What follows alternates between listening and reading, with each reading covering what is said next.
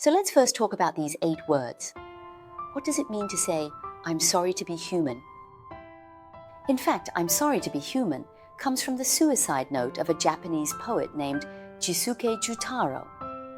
However, later on, a writer quoted this phrase, and that writer is Osamu Dazai. The person who wrote No Longer Human is often thought of as the original creator of these 8 words, leading many to believe that they are solely attributed to Osamu Dazai. Do you remember that the first boyfriend Matsuko had after she ran away from home was a writer who believed he was the reincarnation, Dazai Osamu's soul, and was very irritable? He was also very talented, and then he committed suicide in the end. The real Dazai Osamu also committed suicide by drowning, so he was originally a person with a destructive personality. When I first saw this phrase, I was a bit confused and thought, wow, why do so many people like these 8 words? A lot of people say, wow, he's really down, but that down vibe is kind of cool. So they turned it into their own signature, I'm sorry to be human. Others say things like, I can't even be human, I'm sorry, and various memes popped up. After these 8 words became so popular, I was really curious and specifically asked my Japanese friends what it means when Japanese people say, I'm sorry. What exactly are they trying to express? Why do I have this curiosity? Don't you think that many Japanese expressions are quite ambiguous? For example, there's that famous story by Natsume Soseki, which is often tricky to translate. What exactly is he trying to express? Why do I have this curiosity?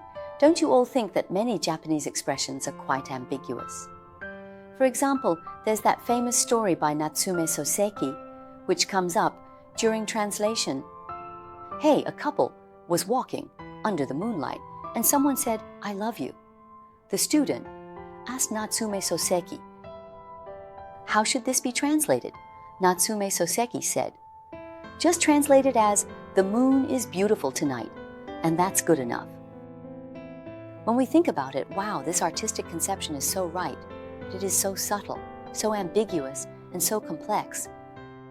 So when I saw the words, I'm sorry, I kept thinking about them. What exactly did the Japanese mean when he said this? So my Japanese friend told me that in Japan, when someone says sorry, it actually means, I'm sorry for bothering you, I've caused you trouble, I've made you feel uncomfortable. He mentioned that Japanese elementary school students have a special booklet in their education called Social Life Education.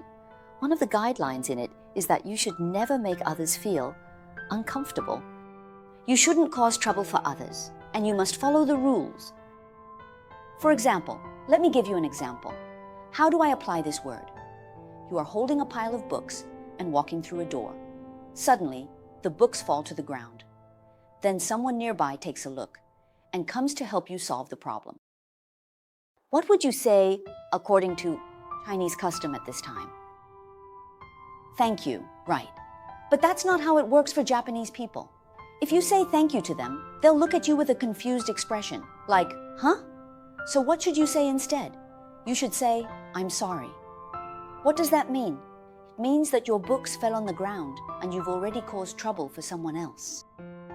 You've already made others feel uncomfortable and unnecessary. So the first thing you should say is, I'm sorry. After I give this example, do you have a little understanding of this sentence? So when Matsuko writes, I'm sorry for being human, what is she really talking about? It's about how others perceive her. They think Matsuko is weak, uncomfortable to be around, and brings unhappiness and trouble to others. But is that how Matsuko sees herself? Not necessarily. This is what makes this book and the novel so captivating. It leaves you feeling wow, unable to stop reading, feeling particularly frustrated and angry, yet you can't help but want to keep going. It is the evaluation of others. Others think that Songzi is cowardly, makes people uncomfortable, and brings unhappiness and trouble to others. But does Songzi herself think so?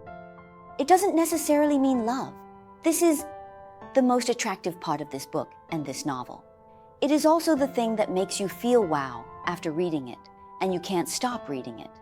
You feel particularly depressed and angry, but you can't help but read on. After reading it, the image of pine nuts will be stuck in your mind like a nail, and it will be hard for you to forget it. This is the secret of a good book.